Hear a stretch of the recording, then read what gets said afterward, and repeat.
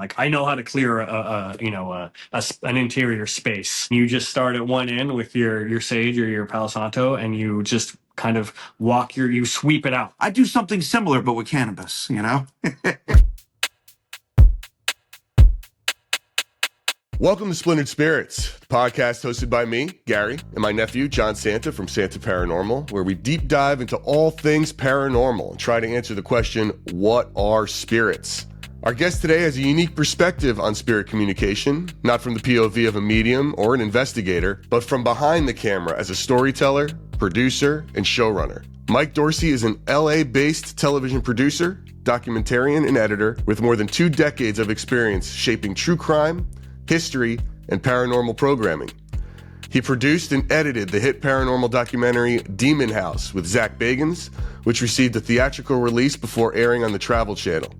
He later co-executive produced and show-ran Ghost Adventures House Calls on Discovery Plus, bringing the mysteries of the paranormal into people's actual homes. Most recently, he helmed Destinations of the Damned for Warner Brothers Discovery, a globe-spanning docuseries filmed in 13 countries across 4 continents that explores some of the world's most haunted and cursed locations. Beyond the paranormal, as a filmmaker and editor, Mike's documentaries include Murder Rap, Inside the Biggie and Tupac Murders, Lost Airmen of Buchenwald, and his latest, Sisters of Ukraine, showing his range in tackling subjects that blend history, mystery, and the unknown.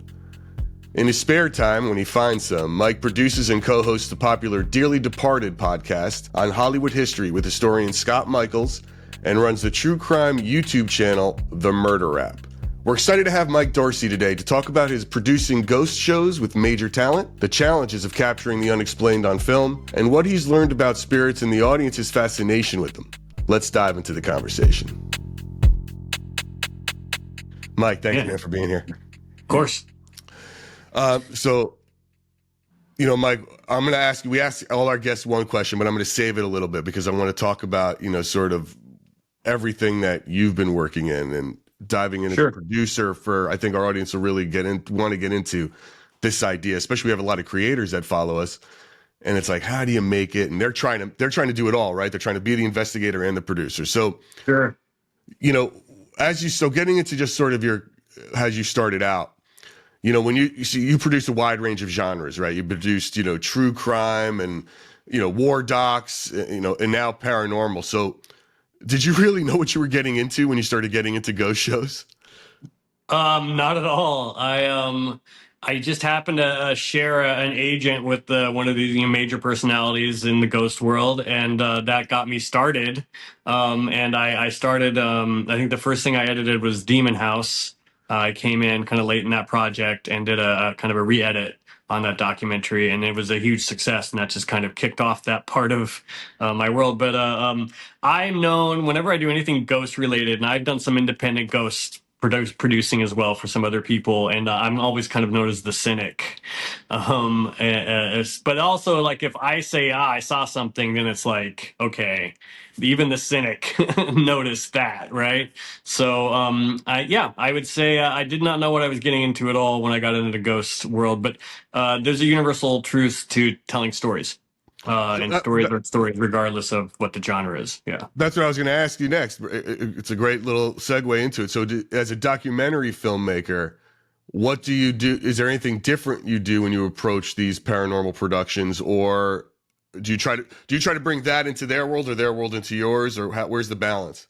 I bring my own just ethos and mottos into their world, which is just, I'm here to tell someone's story, and someone's going to tell me what they experienced and what they went through, whether that's a war story or a story that their house was haunted.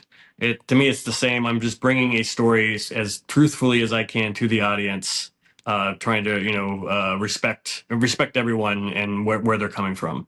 Yeah, so it's universal. Okay.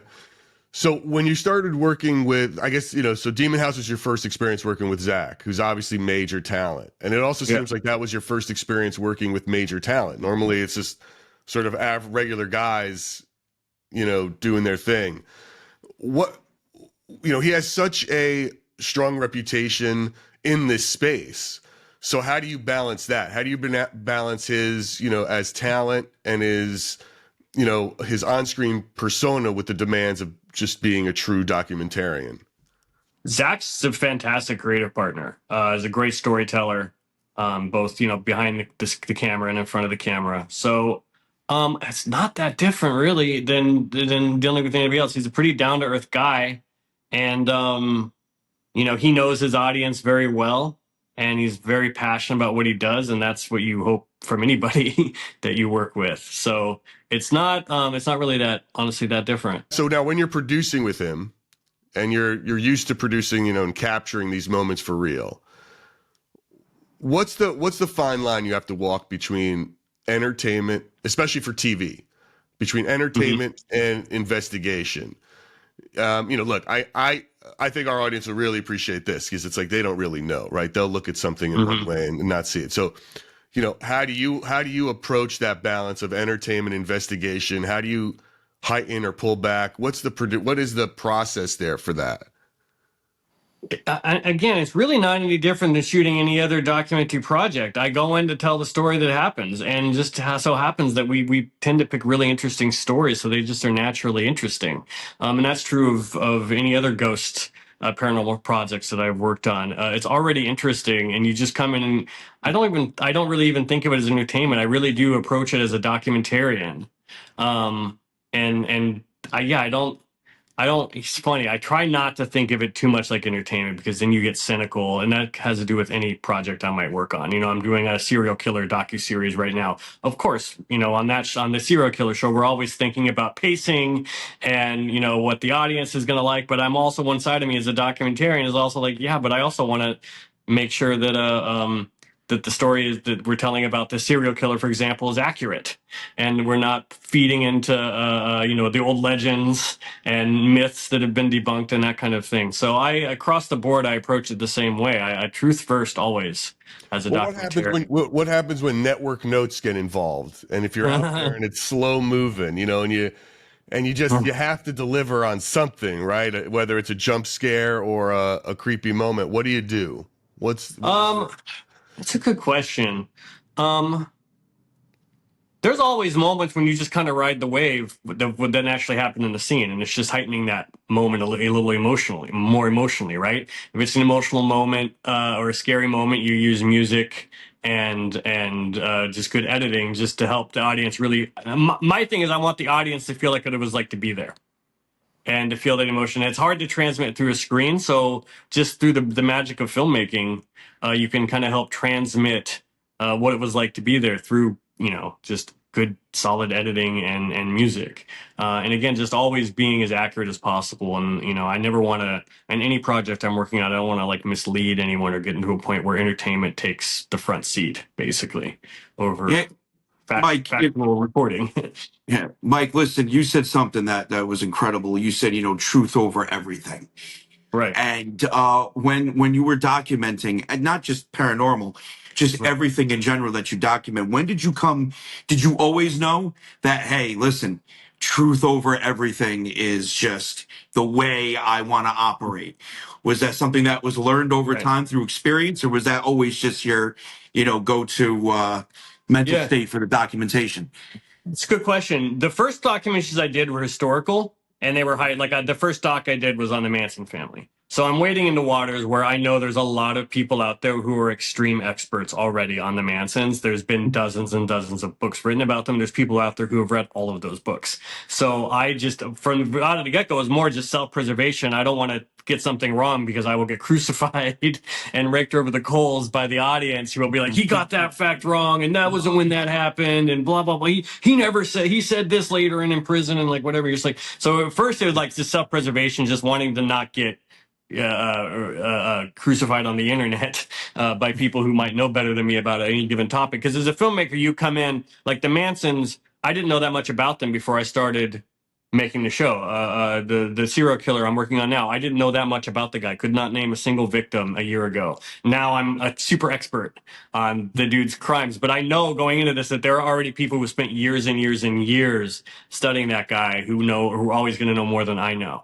But now, more so with the advent of AI, I'm much more concerned about truth, and it's getting harder and harder to figure what's truth and what isn't. So I'm very anti AI only in very limited situations. Like if you guys saw the Gabby Petito documentary, that was really fantastic. That was about the girl that was going to be the vanning vlogger, and her boyfriend murdered her and then killed himself. They were like from Florida. That I know whole the thing. story. I haven't seen the doc. Yeah. So the doc was really fantastic because what they did, they used AI in an interesting way. They had her writings, they had her journal, and they had her text messages, and AI recreated her voice to read her own writing and her own text messages. They did that with Bourdain. Did you see the Bourdain? Yeah, I thought that was super ethical way to. Yeah. I thought that was a super ethical way to do it because you're not putting words into their mouths; those are their words. They wrote that. Anthony I thought Bourdain's that was documentary did the same thing, which was crazy. They used his diary and had AI do the voiceover. I can tell you, there's people that are starting to use AI to generate like what interview subjects have said and stuff like that. To little things like, hey, we work better if this word instead of this word or whatever. And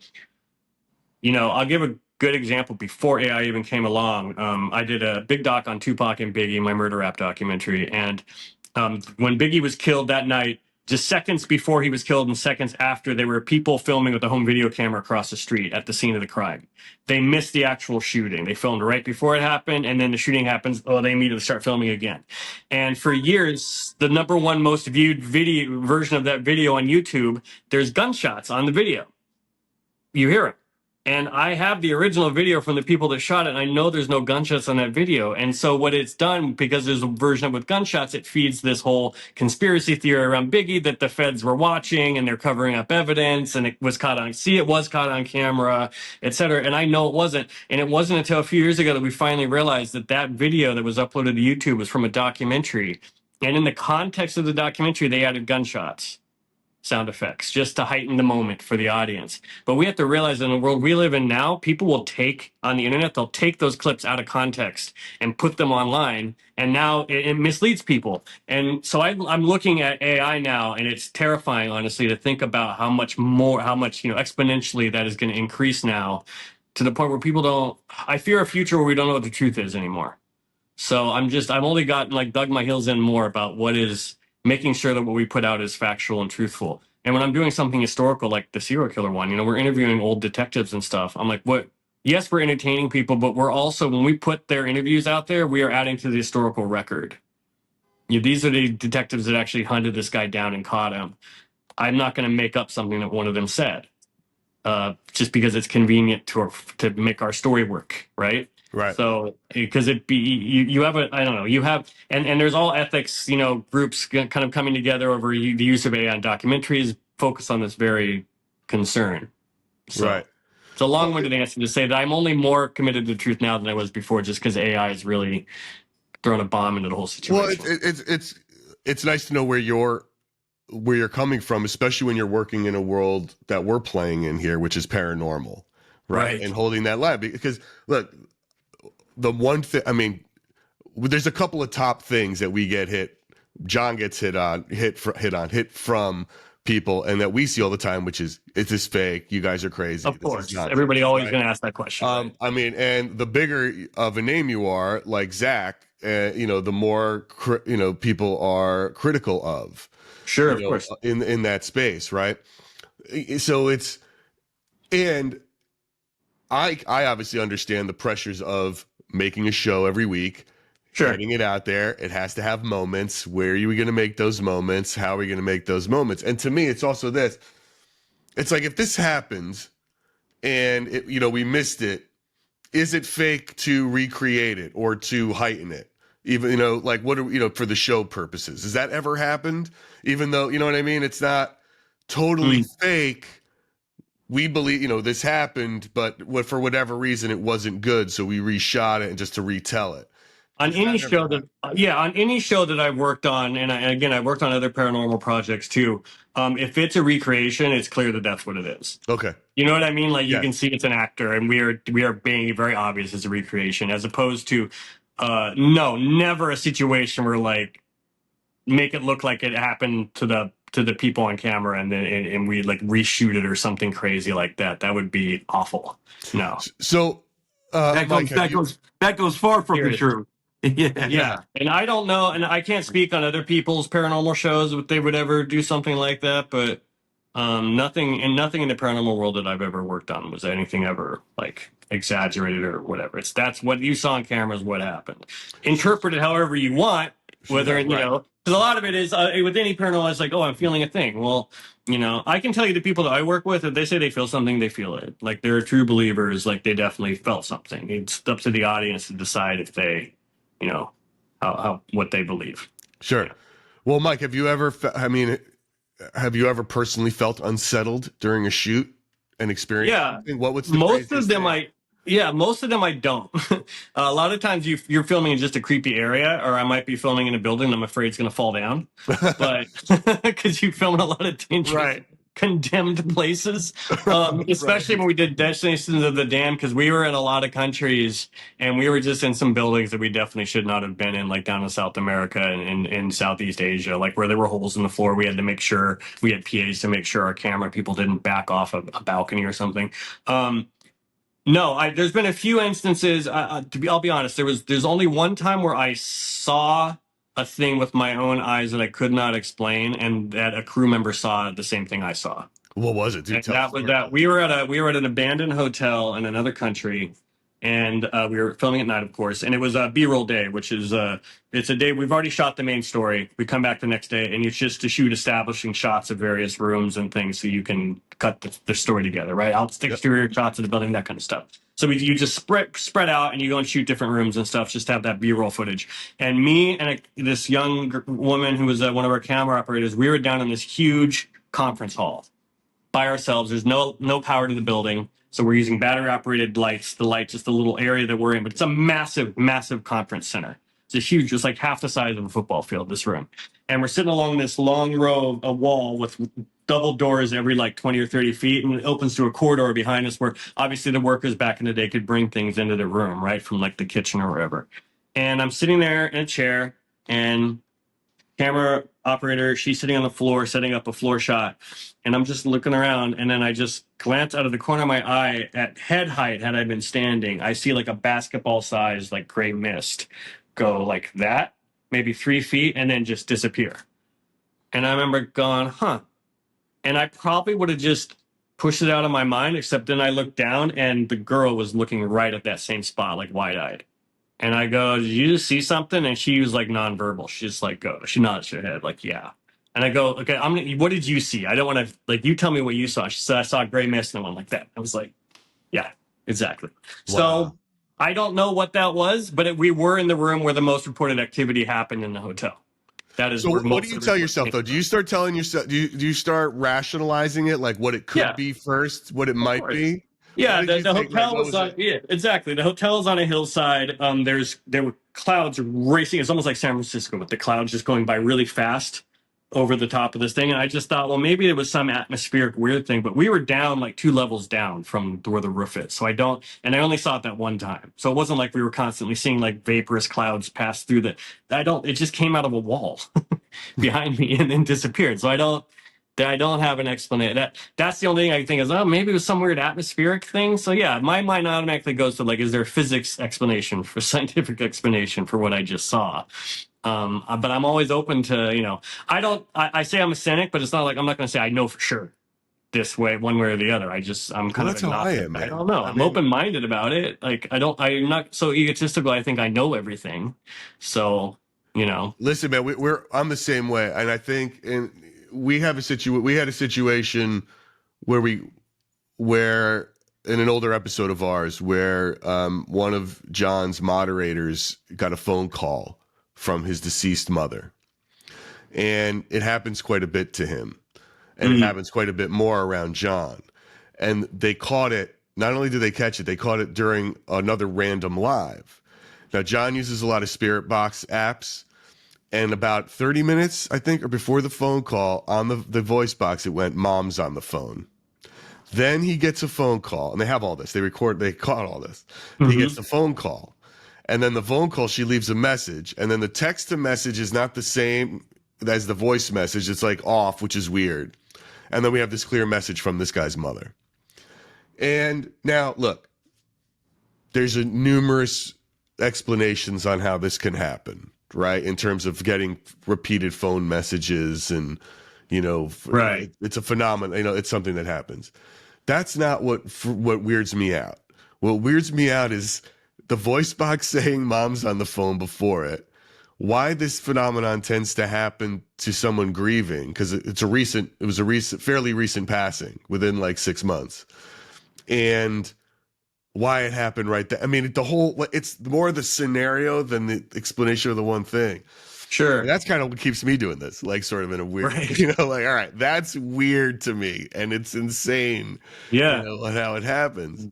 I had another experience where I actually got something on video. I was editing a project. It had to do with this specific story had to do with demons, which, in the ghost world, those are the scariest thing. A lot of people don't want to mess with them. If it's a demon, a lot of investigators won't even investigate if it's demon because they can attach, the lore is they can attach themselves to you and they can make your life hell, basically. Right. And so I was doing a thing on demons and I was working a lot of, I like to work up late at night a lot. So it was kind of, the witching hour when I was wrapping up for the night. And I went and rinsed off, took a shower before I went to bed, and I'm dried off in the shower, and the mirror is fogged up, but it's starting to dissipate, starting to evaporate, and left behind, still in condensation, was this series of symbols. It was an oval with a vertical line. Oval, vertical. It was a repeating symbol of an oval with a vertical line, almost like an on-off button symbol, Yeah. somewhat like that, but an oval with a vertical line. Or you could say it was like a stylized hoof. Frankly, that's kind of what it looked like a bisected oval. But it was the same thing like 5 or 6 times in a diagonal line. And it wasn't like drawn in the condensation, it was the opposite. Everything else had evaporated around it and left still in condensation was this repeating symbol. So I grabbed my camera and I videotaped it because just to get the best view of it, you can see them. Never saw it before, never saw it again. And again, I don't know what would create that. That's my thing. I was like, when were my cleaners the last year? Maybe they would have been like a week since they'd been there and nothing had happened since then. So I'm like, okay, it wasn't them. And then it's like, how would I even, if I was going to fake that, how would I even do that? Right. Right. I don't even know how to make that happen. So Well, I don't know what don't that ask is. me. Yeah, don't ask me how I know this. Well, I could tell how I know it. Like, when you draw like a message to somebody on the mirror for somebody, your significant other, when you do that, the same thing with cars. And you know how you said it was the opposite? Yeah. That's so your the oils on your skin, they don't Right. allow the condensation to hit those spots. Yeah, I can see But that. you're saying it's the opposite, which is Yes. wild. Yes. That means that wasn't drawn with a finger. Right. It would have That's to be right. like It's the that's opposite wild, of that. It's man. the inverse. It's the inverse of that. Yeah. It's the drawn inverse. it's drawn in moisture. Yeah, that's wild. Yeah, it's really crazy. Now, if you're listening to this podcast as opposed to watching it, head on over to YouTube or Spotify where you can see Mike's video. It's So, really, so Mike, going into what you were saying about like when you're working and you're editing these documentaries, have you ever caught anything that wasn't apparent to the crew at the time, to yourself, and to the people doing the investigation? little things like that happen a lot. A shadow, you see a shadow in the corner of the frame that nobody noticed, little stuff like that. Probably the biggest thing that happened to me was one of the shows I was working on. I was also doing production stills. So I had a Leica still camera that I shoot with, and I shoot behind the scenes photos because networks and everybody always want those. And I was outside of home. It was broad daylight, and I snapped a picture. And it wasn't until weeks later, I came home and was editing them that I caught this anomaly up in the corner of this photo I took, and it's a blurry oval shape near the tree line, and it's such an odd image. I've grown up shooting with cameras. I've grown up shooting photos, and I've never seen an anomaly like this before. I don't know what it is. It's a blurry image, kind of in the sky, but it's not shaped like a bird. It's like a lump. And one of the things this house was, they had lots of cats, and they talked about burying a lot of their cats on the property over the years because they'd lived there a long time, and that they used to see ghost cats. They would see little shadows darting around that were like cat sized, and it looks like when you in that context, it looks like a cat jumping like through the trees. But where it is in the sky, there was no way a physical cat could do that leap. There's nowhere to leap from. But I can. There's kind of a light streak as part of it. I'll send that to you too. I cannot. I don't know Yeah. I don't Oh, know that's what it amazing. is. Yeah. That'd And be this cool to is something I see. was like, that's weird. I don't know what that is. You know, if you believe in the paranormal, you're like, oh, well, that's clearly, you know, a ghost cat or something. But if you're more like a little agnostic like me, you're like, well, maybe there's got to be maybe it is a bird somehow. I don't know. Like, it made some really weird shape. And look, for anybody listening to or watching this, I'll vouch for. I mean, for whatever my word is worth, I vouch for Mike because when we started working together, Mike was on the team of Discovery. I forget how you got onto the Discovery team we had, but I think I don't know if I stole you from somebody else. But Yeah. he is an unbelievable.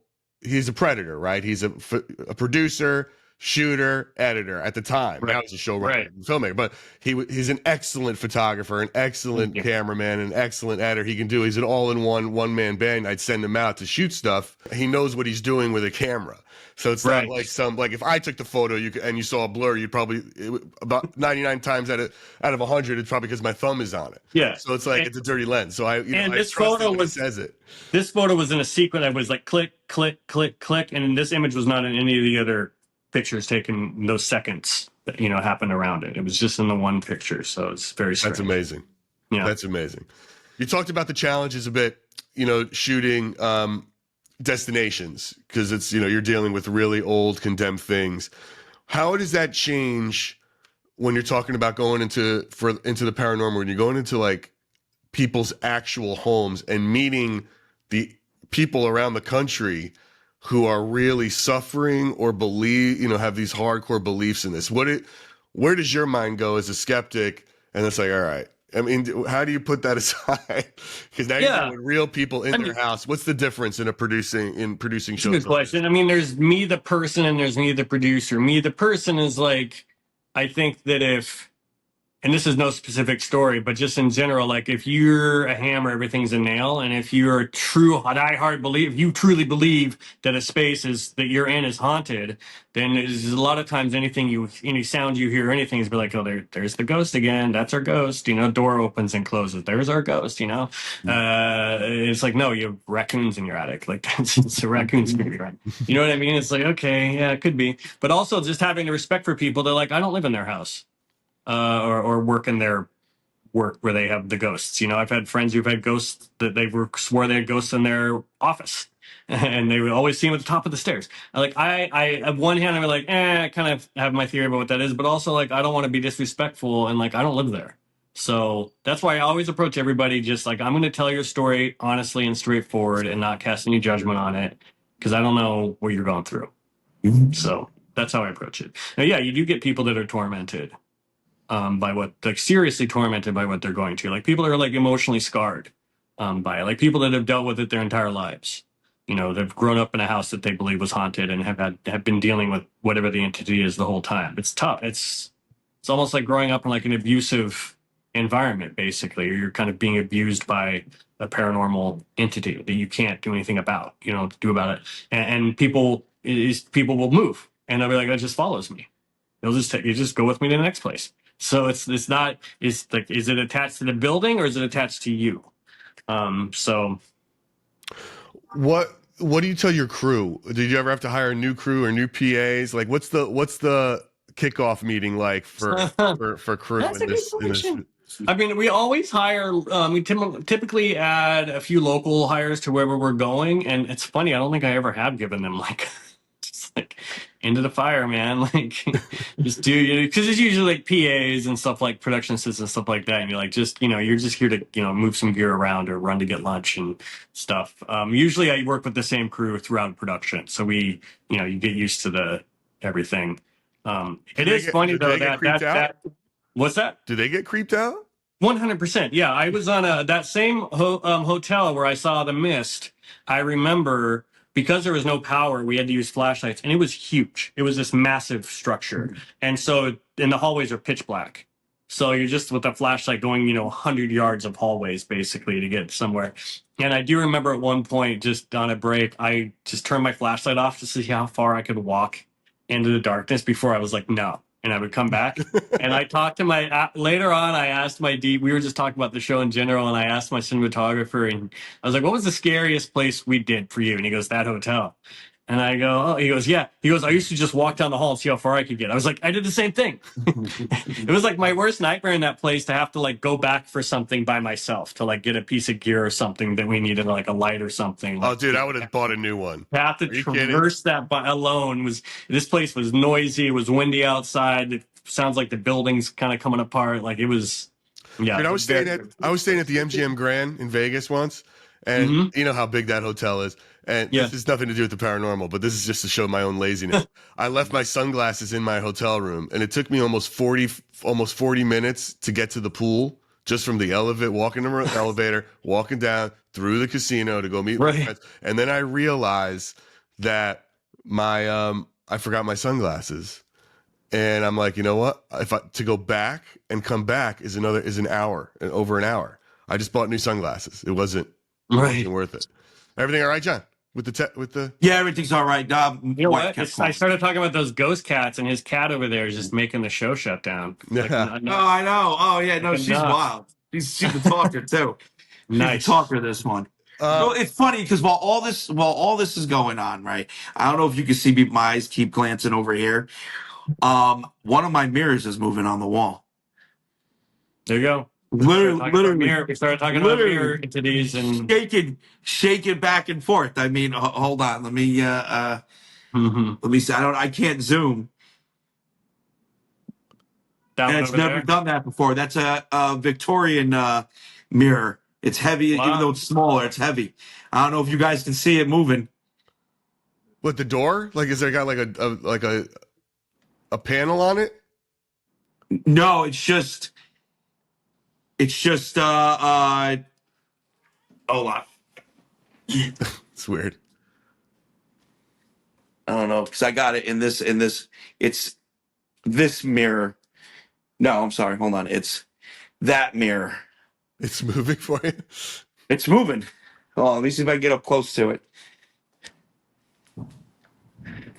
I got no airflow coming from this window. Like you don't even see like the screen pulsing from the window or anything. You would need some serious wind from that, right? And then hold on. Let me see if it does it. Now it's not going to do it. of course. Oh, there it goes. Nope, there it goes. It's moving. It's hard to tell because you're handheld for us. I just heard your cat meow too, so he feels. Yeah, right. But no, it's just funny. I was just so distracted from it, like everything that was going on.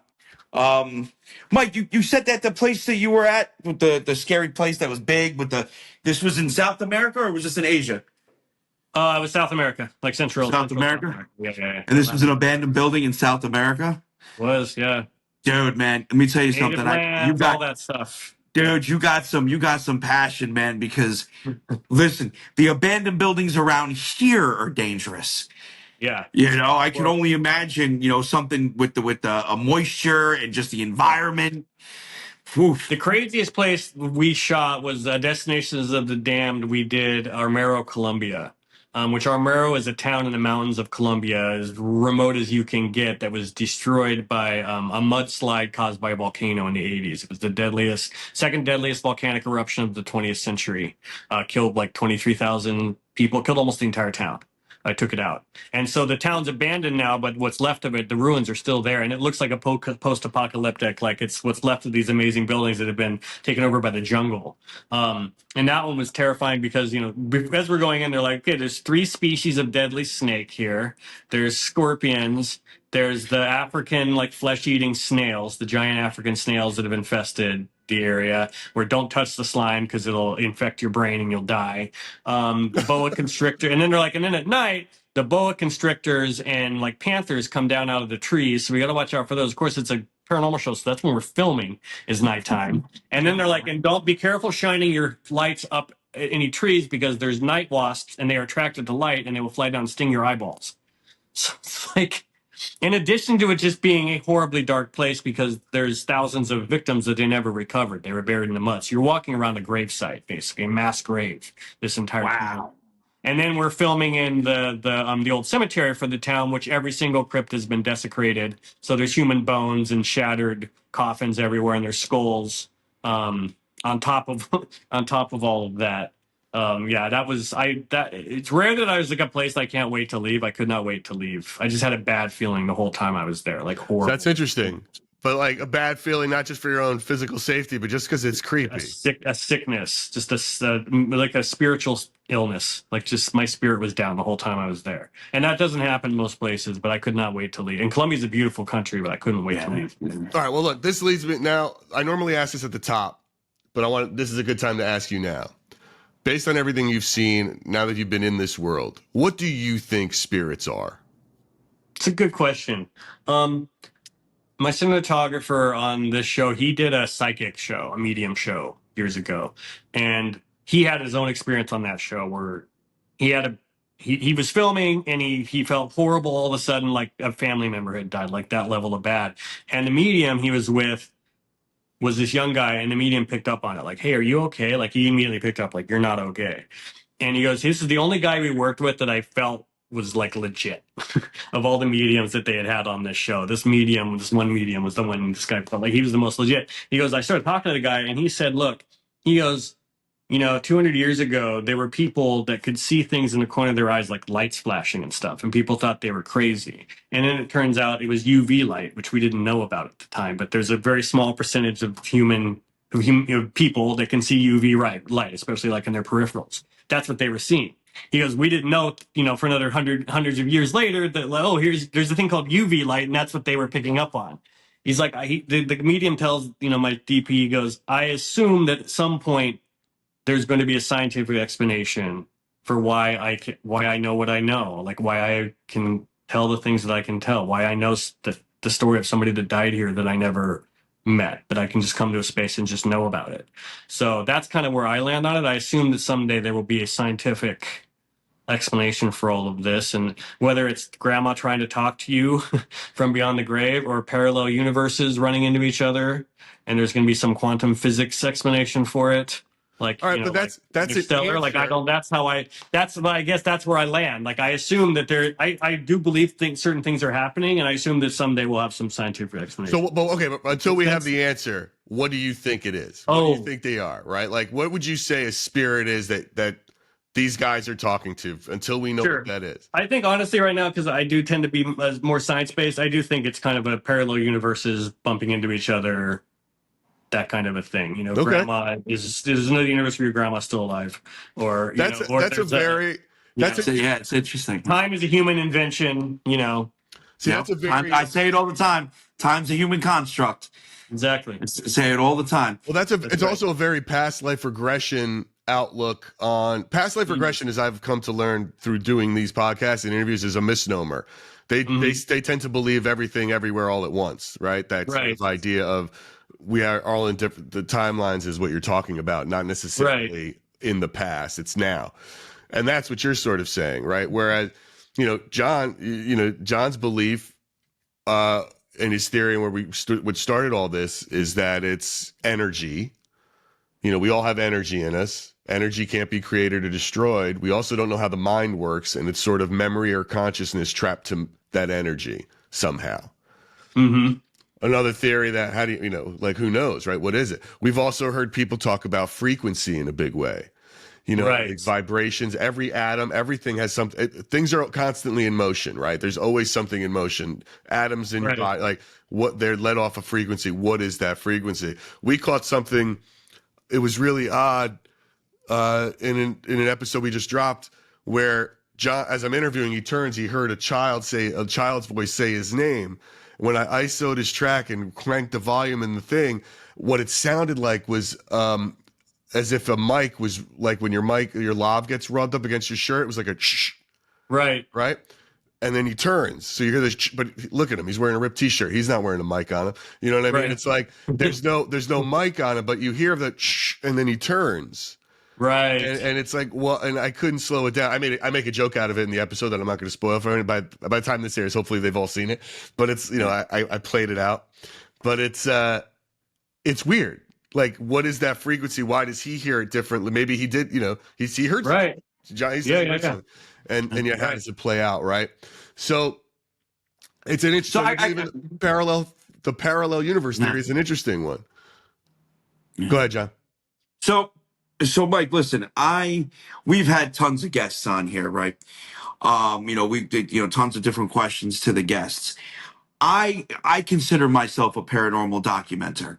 Hmm. And what I'm documenting, more than anything is my experiences while I'm streaming. I basically take my live stream, I go through it personally, and then I make, content and videos. So, I'm a documenter moonlighting as a content creator via my live stream. Um, and I know the audience, people watching this are going to be like, holy shit, John's actually asking this. What advice would you have for as a documenter as yourself, other than the truth? Because I wholeheartedly believe in that too. When I do my thing and things get slow, I entertain the audience by just being Right. myself and talking, everybody Yeah, you engaging, don't have to getting goofy and fabricate things. funny. You just, yeah, Yeah. yeah. And then let the truth play out as it should, right? What Right. advice would you have for someone like me who's documenting? What like with all the documenting you've Mm. done in these dangerous spots and in these unique situations, what advice would you give to me to expand my documentation or maybe enrich it, if you will? Oh man, that is a really good question. I don't know because I haven't watched your content, so it's hard for me to like Well, Mike, break down what you're picture this. doing. But Literally, it's a TikTok feed. He's either uh-huh. it's either Sure. looking at himself talking with headstones in the background, or John will have the camera facing the cemetery while he's taking a Sure. break, and he's Yeah. got a spirit box going all the time. Like again, he's not an investigator. He truly is just a Right. documenter. Or You know what? John will do is Yeah. clean headstones. He cleans Uh-huh. them, has the spirit box on. Yeah, I've seen those videos. Yeah, I know what you're talking about. Yeah, I've watched that. Yeah. So I think you're kind of already doing it to some extent because one thing that I think is important to do is sometimes we get the best results is when we would like maybe bring in a witch, for example, to do like a ritual of some kind, and to have that going on at the same time that you have an investigator with the gear out to see if anything happens as the person is because the witch is essentially inciting something to happen, right? And I think you're kind of doing that by cleaning the headstone. If any spirit is there, I would think that is the most exciting thing that has happened to them in maybe a century. Right? They're Yeah, just you're right. stepped over all the time. Yeah. And now here's someone not only paying attention to them, but doing something nice for them, cleaning up their headstone for them, which I think is so touching. I kind of think in your world, at least you're already doing it. You have your gear going, so you can measure if something happens. You have some scientific measurement to try and record that or capture that response. That I think that is kind of like I would tell people other people do what you're doing, which is to that's how to do it. Like it kind of put yourself in a situation where you might emote a response from an entity and have scientific gear going so you can capture that if it happens. I mean, it also sounds like having a person you like the idea of also a corroborator, right? Whether like the witch or the medium, which we've done with Kathy, who corroborated some stories. We haven't really taken her to a cemetery or something yet, but we should do that one of these days. We have a medium that we've worked with that both was really wild for both of John and myself in terms of what she said, which I cannot figure out how she said it and what she found. Yeah. Other than that, Also, she's connected somehow. Having another person there is nice because then you have someone to talk to, obviously. That kind of helps kind of the slow parts, right? You can kind of start talking to them about life in general, the paranormal and whatnot, and then something might suddenly happen while you're talking to each other. And again, like that mist that I saw, had I not had a second person there to witness it, I might have just discounted it. I must have imagined something and never thought of it again. Oh, that was kind of a weird thing to happen. But the fact that another person saw the exact same thing I saw, it gives it a tremendous credibility. I have a personal situation I went through that actually is very similar to that. I was an electrician at the time. We got a phone call at like 1:30 in the morning that a bank lost power. So the company I worked for had a bank contract. We took care of all the Wells Fargos in the area, right? And we had to try. I think it was either in Sleepy Hollow, Terrytown, or Irvington. It was one of those three, which is all one big spot here in the Hudson Valley. And we went there. It's 1:32 in the morning. We got work in a couple of hours. We didn't want to. The both of us, neither of us wanted to be there, and we knew what the issue was before we even got there. With the power lines, there's phases, and usually when something goes completely dark and nothing else in the neighborhood is dark, it's usually a phase went out to that structure, right? So Right. we already knew it, but because you need a licensed electrician to call up the company that for here it's Con Ed, the electrical company, and be like, hey, here's the license number. We know there's a phase out. We still had to go into the bank and check it out. Now it's a whole thing. They have to give us clearance. Someone has to come there, unlock the bank, turn down the alarms, all of this. So now there's three of us at this time, and we go in. That's me and the guy I'm working with, who's the head master electrician, and the guy letting us into the bank. Now, this bank had a history of being haunted, right? But we never paid no mind to it. We went in, replaced lights, did this, did that. We walk in, and literally over all the teller banks is a gray mist. Wow. Now, the master electrician is the biggest atheist / non-believer that you will ever meet in your life. And he looked at me and I looked at him and I said, see, it's haunted, And then he goes, he dials, he gives the Con Ed the code, hands me the phone and goes, you can handle the rest of this. I'm going to go wait for the car, Right. And that was it.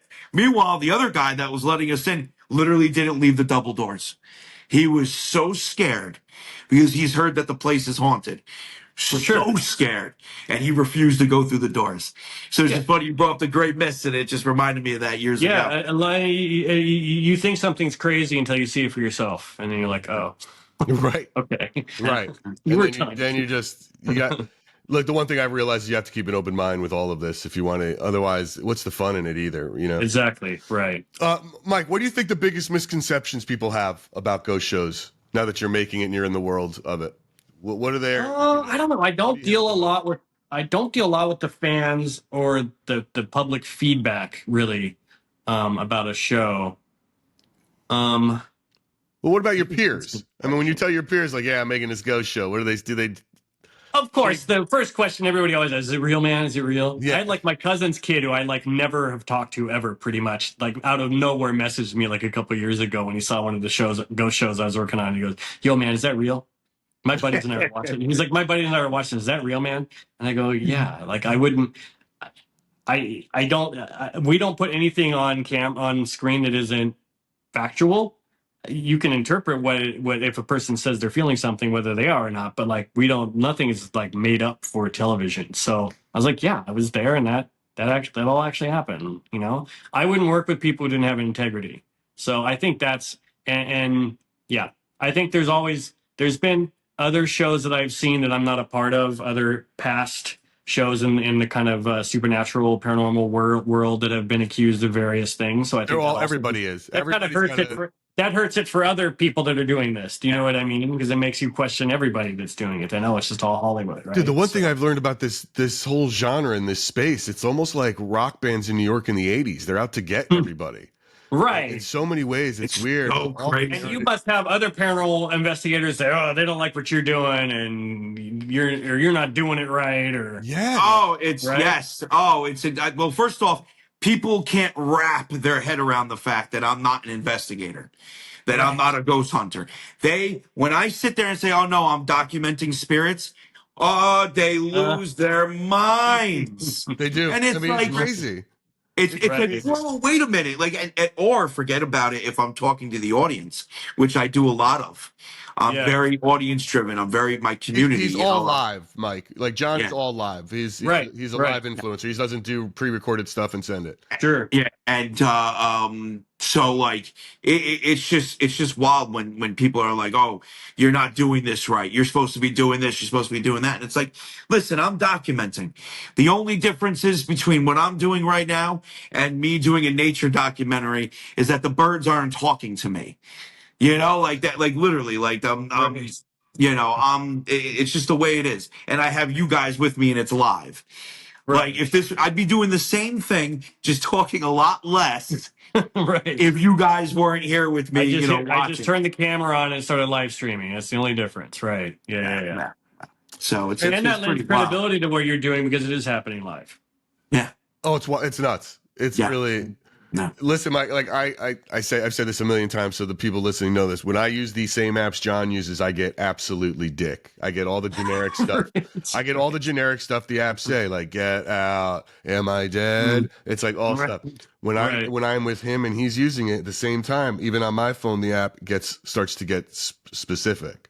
And it's, I think he's got some magic in him, or he's a witch of some kind. My nephew, I just haven't Maybe figured it's out an what it is. antenna, That's the an point antenna of some kind. Yeah, Yeah, maybe it's the witch's peak coming in, you know? maybe. That might be it. Mike, I got a couple. Mike, first of all, thank you so much. I got a couple more questions for you. I want to know. Of course. So, you talked about demons earlier, and this fear of demons, and some of the ghost hunters don't like to be around these demons. How much religion is in this world that you're playing in, and how much credibility is that giving that idea? Is it manifesting its own? It feels like it's manifesting its own nightmare, like saying it's a demon. And of course, yeah, and I would agree with you, but I can't really think of too many people that I've filmed with over the years that were deeply religious, or that at least wore their religion on their sleeve like that.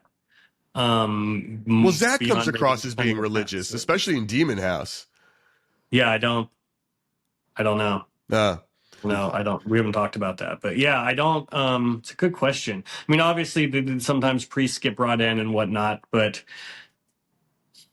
we did a thing in Mexico City, or outside Mexico. There's a city north of Mexico, on Destinations of the Damned, with an exorcist, but he was like a freelance exorcist. Like, he's not associated with the Catholic Church. He's just figured out his own, blending different religions together, his own way, his own method for exorcising people and giving them a test to see if they really are possessed or not. And yeah, truthfully, do you think that there's any change in by saying it's a demon versus in the houses where it's might be a demon or not, or bring a priest in versus anybody else?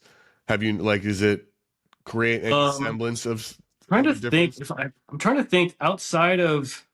Trying to think of any of the investigations I was a part of where they thought it was specifically a demon. There's definitely been some where they were believed to be malevolent spirits that were harmful. I don't know, outside of like Demon House, which I only edited. I wasn't there when they filmed it. I don't know how many demon stuff I've dealt with. I do know that like in Demon House in the movie, they talk about how it's believed that demons can transmit themselves electronically. There's even a disclaimer to being a demon house, that warns people like this could happen. And I've heard of people that turn the movie off. They saw that, well, I'm not watching this. That's funny. They didn't make it past 10 seconds. They're like, good, warning received. Nope, don't want it. Or you'll see people that will report while they were watching that movie specifically, shit started happening in their house. Stuff flew off the shelf behind them. It's definitely its own animal for sure when you're dealing with some type of demonic thing. Just because they will, as the lore goes, they will attach themselves to you, and they are there to mess your life up, and they're not a confused spirit that doesn't know where they are. Does that make you prepare when you hear that you're about to film a production or a thing where it's a demon? Does that make you change how you approach the production? No, or does no. the team prepare differently? How does the team prepare? No, and you don't want to go in with any kind of protection on you, a spiritual protection, because you don't want the thing to be scared away from you. You want to capture proof of the thing. You're not trying to deter. But you do. We have done Palo Santo and stuff like that afterwards, just to we've cleared on what is that? What did you just say? Like Palo Santo sage. It's a cleansing, cleansing ritual. Like smudging. And you can clear a house that way. Sometimes if someone's called you in to help them, that's one thing that you'll do. And I know how to clear an interior space. Do you really? Yeah. How do you do it? Tell me. Simple. What are the steps? What are the steps? So it's very the way I do is very simple. I'm not religious, so I don't pray, because you could probably pray at the same time too, and ask for whoever you believe in to help you. But the main thing is you want to start at one end of your house, and at the other end you're going towards, you want to open a door or a window. You want a place for the thing to leave, basically. And you just start at one end with your sage or your Palo Santo, and you just kind of you sweep it out, like you're sweeping it out with whatever it is that you've lit, and you get out the door, and then you shut the door. I'm just ignorant. What is Palo Santo? Is that a weed of some kind, or what? It's a very sweet smelling wood that smokes. Okay. Almost like incense. Yeah. And you light it and then so it's just, and then let it smoke. And then you just, it goes out, but then it smokes for a long time, and then you do the same God, thing like with it's sage. an incense of some kind in a weird way, Yeah. or sage, and then you Yeah. walk around your house. You got an open Yeah. window. I've done it, and again, I'm a cynic, but I've done it in my own space a few times over the years. And I was just like, you know what, man, I got a bad feeling right now. Yeah, I I do. live right now. Listen. I live in a 120-year-old building right now, and I see you live in an old building too, John. Like, I hear shit all the time on my apartment. I'm like, Yeah. Well, what's interesting about all this right. place, this is my office. It's a factory built in 1865. Yeah. So I'm in the tower part of it now, and I do something similar, but with cannabis. There you go. Yeah, that's a good way to get rid of it. Yeah, I mean, my building now was built in like 1904, I think, or Oh, something like that. nice. So it's crazy. Yeah, Wow. it's on a historical registry of buildings. Yeah. Cool. Hey, Mike, listen. In your and now obviously I don't want you to drop any names, right? But in your professional, just happenings and everything that you've done over the years, have you ever come across anybody that has told you stories that have been affected? So like, camera crew, the PAs, all anybody that like after they filmed something, after they were That's a on the great set for question. something, that they were like, yo, I don't think I can ever do something like that again. Like I'm I done. I've never had someone be like, I'm not doing that anymore, for Mm. sure. That has never happened. But I'm trying. I can't think of specific examples, but I do feel like I've heard about various crew members having some issues Okay. and needing to Yeah. clean themselves up. Because again, we as crew members, we try to stay agnostic. We're there to capture what's happening, capture the action, right, and not get involved with it. But you can still come away feeling bad or creepy or whatever from a situation that you were in the room for. So. Yeah, but I do feel like I know of some people. I've heard some various people have issues when they went home, but I can't think of any specific stories right now. Yeah. Okay. Cool. Mike, what's next for you? I'm wrapping up the serial killer series. It'll be out in late October, and I'm just in development mode now, like I always am between projects. So I'm developing probably like a half dozen different projects. So we'll see what goes first. Listen, we really appreciate your time. course. Yeah. Thank you, Mike. Your insight was awesome, man. Really appreciate it. Yeah, I mean, I think our thanks audience for is going to having love it. I think a lot of people look at all of this as, especially on TV for some reason, it gets even more hate than the online. Love hate, I should say. Right. It gets a lot more. There's a lot more critics about television and television personas and the TV shows. This is how it's done. This is how it's not supposed to be done. As if anybody Right. knows what it is. Right. Oh, have you ever done an Estes method in your shows? What's that? Okay, good. Never mind. It's something that I don't get at all, but I ask everybody about it. SD? ESTES. And what it is, Okay. what these people do, and it started with a group of people in like the house, I guess, like the Shining Hotel or something, or right? The location was Estes. So Estes Park, Colorado, or whatever it is. yes, Right? Yeah. So they put like blindfold. They basically are They try to self-deprivate as much as possible. Sight, they have blinders on. They've got like sound blocking headphones that are only jacked into the sound box, right? And then another person asks the spirits a question, and then the person who's totally covered but can only hear the sound box gives the answers. And for the life of me, bro, I can't figure out why the hell they're doing that. As like, well, why can't I? Why do I have a middleman here? Like, why can't I just hear the sound box? Like, right. But they swear by it, and I just wanted to know. I never even heard of that. I was hoping maybe you produced one and you could just tell me truthfully. Is it ridiculous? It feels ridiculous. I don't understand it. There's people who I refuse to do it. I refuse to this day. I refuse to do it. I want. Well, it's like he gets hit for being. If you don't believe in something, you don't want to. You don't believe in something, you shouldn't expose your audience to it. I've got a few people coming on soon that do it all the time, and I'm gonna make them explain it to me for sure. Right. By the time this airs, they might have already been on and explained it to me. But I just wanted to see if you produced it. I want to know. But see, you haven't even touched it. I have no idea what it is. Yeah. Oh, dude, look it up. It's just like you're gonna sit there and like, I don't get why anybody's does this. I just don't. Hopefully, by the time this airs, I might have a better insight, but it doesn't mean I will believe it. Right. But Yeah, other listen, than I'm that, I'm like, knee deep in the paranormal, and I don't have a good explanation for it. It it's like, just it it's just hard. doesn't. It makes no sense. It really doesn't. Well, It makes maybe someone will come on and explain it, and they'll be like, "Oh, That's what I'm okay." hoping. We're waiting. We're Right. looking for. what they're gonna. I can predict what they're gonna say. They're gonna be like, oh, it's the human experience of it. It's that person. Necessarily what they're blurting out isn't what they're actually hearing. That's what they're going to turn around and say. They're going to be like, it's the human, almost like a channeling sort of experience. Which, I mean, listen, the way I document when I document the paranormal, like for example, Mike, we have people that come into the chat all the time, and they're like, "Oh, there's a spirit over there. I see a spirit in the background," and I simply turn around and say, "Hey, listen." Myself and and everybody else that's following me right now cannot see that. Therefore, I'm not trying to ignore you. I'm not acknowledging it. I'm not gonna Right. ask who's over there. I'm not going to, to me, it makes no sense. It makes no sense to everybody else that can't see it. Now, obviously, Right. 90% of these people are wacky. They're not really seeing something, but there might be that 10% there that's actually might be seeing something. Regardless, I 10% is a can't little use it. generous, I think. That's why it's Yeah. nice to you.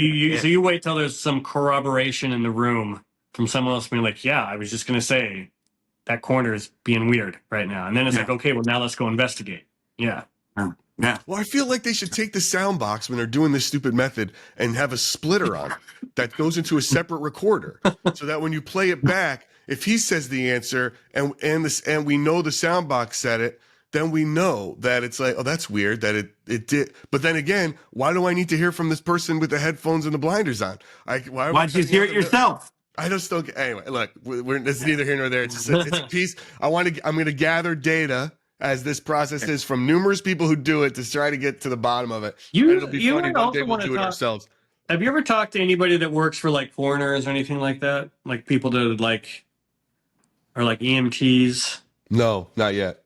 That would be interesting. It's funny. I know, Yeah, like, get there. Yeah. I filmed at the LA County Coroners building a couple times. I've been in the crypt with 100 dead bodies around me. They have great merch, I've by the way. I used to have They LA do. Corner They're stuff. It's the best. yes, their gift shop is Their amazing. shop is dope. But I've known a couple people. I used to know Craig, who was their director of operations for many years and years. He was there like when Michael Jackson died. He did the press conference for that kind of stuff. And then I've known a couple other people that work there as workers. And it's funny, though. Of course, what do they always get asked? Man, that building must be so haunted. Like, because they get like 30 bodies a day at the LA County morgue. They get 30 bodies a day, and they get anybody that the cause of death is not immediately apparent. They go to the coroner, right? So 30 bodies a day, and but it's funny across the board. They're like, no, nothing. And you're like, really? And they're like, yeah, because by the time the body gets here, the spirit's not with it anymore. Is their explanation? It's just we're getting the shell arriving in here, and it's not. They're not there anymore. They're back. They're at their home or wherever they've ascended, if you believe that, Or the energy dispersion is gone, or yeah, they're still haunted their house or whatever. Yeah, they're not there when they come to us. They're gone. Well, that's Which interesting. I thought was really, really, really interesting. Yeah. Mike, thank you, man. This has been really great. Yeah, it's been great. Thank you. Of course. Really appreciate your time. Yeah. Well, that's it for another episode of Splintered Spirits. Be sure to like, share, and subscribe to our YouTube channel, Spotify, or wherever you get your podcasts. Until next time, stay curious.